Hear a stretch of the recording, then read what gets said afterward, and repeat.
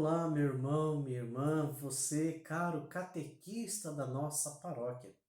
Viemos até você através deste vídeo para lhe proporcionar um estudo, uma compreensão um pouco melhor a respeito de um assunto, de um aspecto que encontramos no nosso livro do Gênesis. Sabemos que o Gênesis é um dos livros que compõem o Pentateuco. Gênesis, Êxodo, Levítico, Números e Deuteronômio. Dentro do livro do Gênesis encontramos esta passagem tão emblemática e complicada de Caim e Abel.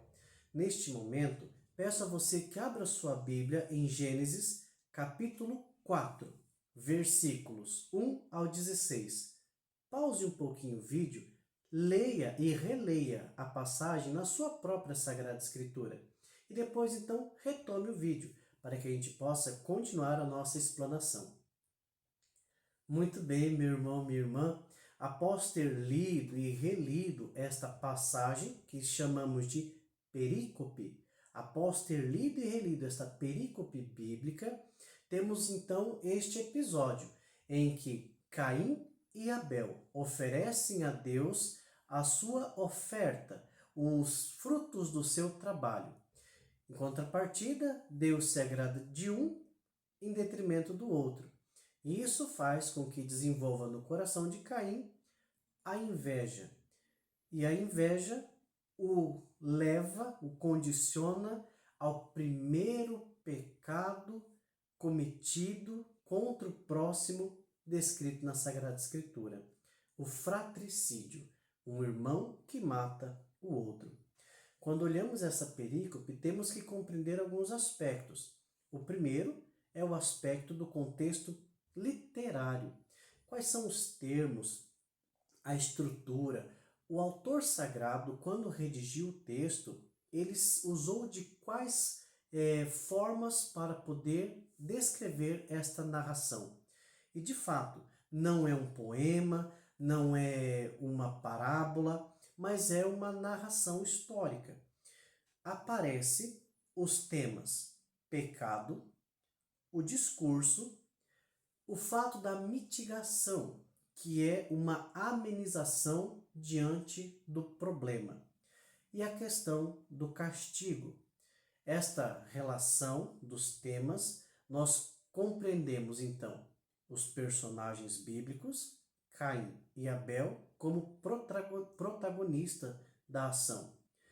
O conflito gerado pela oferenda, onde há uma aceitação de um em detrimento da outra.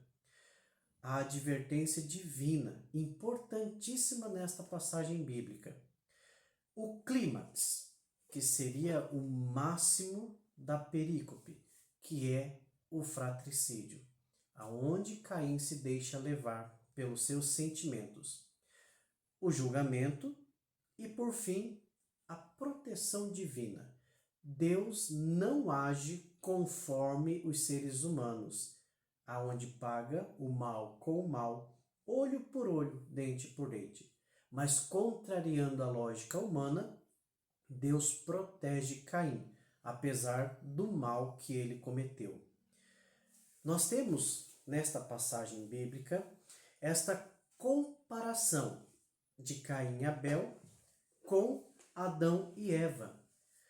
Lá no início da nossa passagem bíblica de Gênesis, nós temos esta narração de Adão e Eva. Justamente o fato de Adão e Eva se retirarem sozinhos no jardim, estão expostos, se colocam em vulnerabilidade. E o demônio, representado pela serpente, o tenta e faz com que o casal caia em pecado. Da mesma forma, há um paralelo aqui, em que o mal, que já está na natureza humana, ronda o coração de Caim.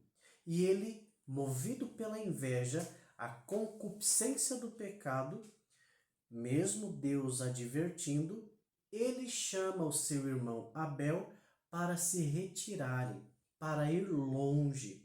E lá no campo, ele se deixa levar pelos seus sentimentos ruins e mata o próprio irmão. Da mesma forma que Adão e Eva se retirou da presença de Deus e caíram em pecado, aqui também Caim se retira juntamente com seu irmão, mas se retira da presença de Deus e se deixa levar pela sua concupiscência, gerando então este assassinato, um fratricídio. É importante a gente colocar esta relação dos irmãos, pois o termo irmão, na nossa passagem bíblica, se repete por 7 vezes, e não é à toa, e não pode passar despercebido dos nossos olhos. O número 7 simboliza perfeição. O fato do termo irmão aparecer e se repetir por 7 vezes demonstra a relação perfeita que deveria ter entre eles, o plano verdadeiro de Deus, onde irmãos devem ter uma harmonia perfeita. Mas contrariando o plano de Deus, existe aqui o fato da concupiscência, e que leva a concupiscência, uma vez assumida, gerada no coração, provoca a morte, causando então uma desarmonia. Assim como lá no Jardim do Éden houve uma desarmonia, se colocando contrário ao plano de Deus, à desobediência, aqui nós temos uma nova desobediência, uma nova bagunça causada pelo pecado, aonde os irmãos deveriam ter uma relação de perfeição, de harmonia, de amor, existe justamente o contrário, mesmo ressaltando a intervenção divina.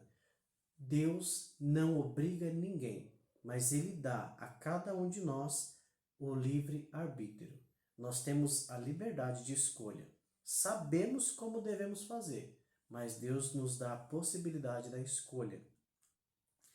No contexto histórico da nossa perícope, nós temos, quando vamos estudar, o contato com alguns autores que nos apresenta a nossa passagem bíblica como uma das 4 fontes, sendo esta a já vista.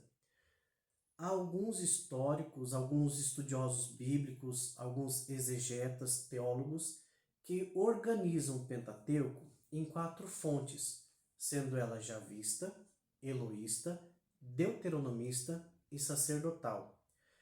É bem claro para nós que hoje, com o avanço dos estudos, com as novas descobertas, que estas fontes já está um pouco superada, esta teoria das 4 fontes já está um pouco superada. Mas ainda encontramos nos nossos estudos bíblicos alguns autores que colocam a nossa passagem bíblica de Caim e Abel como autoria da fonte javista. E isto serve para nós a compreensão de, por ser javista, é uma fonte muito antiga, ou seja, é da pré-história do povo de Israel. E isso é interessante quando ele faz também essa comparação dos nomes, Abel e Caim. Abel, do hebraico Ebel, que significa nulo, vazio, aquele que está anulado. Parece até uma brincadeira, né, usar este nome, porque justamente ele foi anulado, foi morto. Em contrapartida, o nome Caim significa o filho primeiro, o primeiro filho, ou o primogênito. E aqui, nas nossas fontes históricas, a gente compreende que, por ser o primeiro filho, ele deveria ser o responsável para cuidar do seu irmão. Tanto é que é justamente esta questão que Deus o interroga. Caim, onde está o seu irmão? Acaso sou o guarda do meu irmão? E de fato, sim, ele é o guarda do irmão. Ele deveria cuidar, ter esta responsabilidade de cuidar do irmão mais novo. Mas contrariando os planos de Deus, é justamente ele que causa a desarmonia. Nós temos, diante desta situação desarmônica e o conflito entre os irmãos, um contexto socioantropológico. Na Gaudium et Spes, vai nos apresentar justamente esta questão da relação harmônica dos irmãos, o valor da vida humana, aonde um deve ter responsabilidade pelo outro, um deve cuidar do outro. Na Gaudia et Spes deixa isto bem claro e bem definido. Mas contrariando aqui o texto bíblico, onde o nosso querido protagonista da ação, Caim, ele não preza pela harmonia do irmão, pelo contrário, pensando em si próprio, movido pela inveja, faz um assassinato. Nós podemos perceber, nesse contexto socioantropológico, que é apresentado para nós duas realidades, a dos agricultores e a dos pecuaristas, aqueles que cuidavam do gado. E de fato, o plano de fundo que está nessa nossa passagem bíblica é este conflito entre essas duas realidades. Aqueles que cuidavam do campo, gerando hortaliças, e aqueles que cuidavam da terra através do pasto por causa dos animais. E havia ali uma tensão, um conflito entre esses dois grupos. Quando a gente olha que Deus se agrada mais de um em detrimento do outro, aparentemente, humanamente falando, nos parece até uma injustiça por parte de Deus. Como pode ele querer um e não querer o outro? Mas o fato é que havia um conflito entre eles. Enquanto que os pecuaristas, aqueles que criavam animais, eles tinham uma vida mais exigente, pois eles precisavam se locomover com o seu rebanho, procurando campos, procurando pastagens que favorecessem a alimentação dos animais, bem como água e situações desse tipo, cuidando das feras, dos lobos, enfim, de todo tipo de perigo. Eles tinham uma vida mais nômade, enquanto que os agricultores possuíam já uma vida mais sedentária. Eles cultivavam as áreas, eles produziam e ficavam ali. Um tinha uma vida um pouco mais sofrida, o outro tinha uma vida um pouco mais cômoda. Em algumas situações, nós encontramos que os agricultores forneciam ervas, alimento para o rebanho. Em algumas vezes, tiravam um pouco de proveito disso. É justamente este o conflito, aonde Deus se agrada de um em detrimento do outro. Algumas situações de pessoas que tiravam proveito da dificuldade do outro. E este é o plano de fundo. Por isso que Deus se agrada de um em detrimento do outro. Não é uma injustiça, mas para mostrar justamente este conflito sócio-antropológico que havia naquela época. Nós temos, diante desta realidade socioantropológica, nós temos a questão do contexto também teológico, a visão de um Deus. Como que nós conseguimos compreender Deus? Como este povo daquela época compreendia Deus? Hoje, nós temos uma visão cristã que ilumina nossa passagem bíblica, mas olhando naquele contexto, daquele período, a visão de Deus, ela era uma visão de um Deus muito severo. Olho por olho, dente por dente. Fez mal, vai receber também o mal. E esta é uma tensão que há no texto. Importante ressaltar que por duas vezes Deus vai ao encontro de Caim. Primeiro para adverti-lo. Caim, não é verdade que se fazes o bem, anda com o rosto elevado, mas quando o mal espreita o seu coração, então andas com a cabeça abatida? É verdade que o mal vem a você, vem a ti, mas você deve dominá-lo.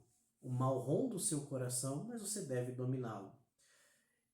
Mesmo assim, Deus vindo ao encontro, advertindo ele, ele não ouve a voz de Deus, não obedece à voz de Deus, mas obedece à voz de sua própria concupiscência, os seus pensamentos ruins, e comete o assassinato. Depois do fato ocorrido, Deus novamente vem ao encontro de Caim. aonde está o teu irmão? Eis que o sangue dele clama por mim na terra. Mostrando que Caim, sendo um agricultor que regava o solo com a água para fazê-lo fértil, agora ele rega o solo com o sangue do próprio irmão, profanando assim o seu meio de trabalho, a sua subsistência. Por isso que Deus o retira também esta questão da alimentação da terra. Mas contrariando toda a nossa perspectiva humana, mesmo Deus vindo ao encontro, em detrimento de que Caim não foi em nenhum momento ao encontro de Deus, não mostra arrependimento, ele é muito incisivo, acaso sou o guarda do meu irmão? Deus não o castiga e não o pune como tal. Ele o marca e o sela com uma propriedade, para que ninguém venha a feri-lo de morte. Ele ainda fala, meu jugo é muito pesado. Deus não põe jugo pesado nas costas de ninguém. Por isso que Deus o marca, o protege. E o fato de protegê-lo quebra toda a nossa compreensão desta visão de um Deus punitivo e castigador, já desde a pré-história de Israel a esta visão de um Deus compassivo. Meu irmão, minha irmã, toda a nossa referência bibliográfica você pode conferir na descrição do nosso vídeo e convido você a continuar procurando, pegando ali as nossas referências e estudando também um pouco a mais. Somos uma equipe, de seminaristas da turma de teologia, estamos no segundo período e espero que você, com este vídeo, possa ter uma compreensão um pouco melhor sobre a nossa perícope bíblica do contexto de Caim e Abel, essa figura do ser humano que, movido pela concupiscência, se põe contra Deus e gera a morte. Muito obrigado e que Deus abençoe.